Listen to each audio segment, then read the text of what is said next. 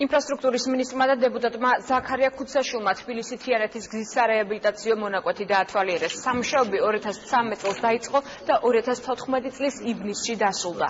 პროექტის სახელმწიფო ბიუჯეტი დაფინანსდა სამუშაოების შედეგად შემცირდება სატრანსპორტო ხარჯები და მგზავრობის დრო. გზით ტურისტების და ვიზიტორების გარდა 16 სოფლის 3500-ზე მეტი ადგილობრივი მკვიდრი სარგებლობს. დავასრულეთ თბილისი თიანეთის 5 კილომეტრიანი საავტომობილო გზის მონაკვეთის რეაბილიტაცია, 16 სოფელს გაუადვილდება მიმოსვლა.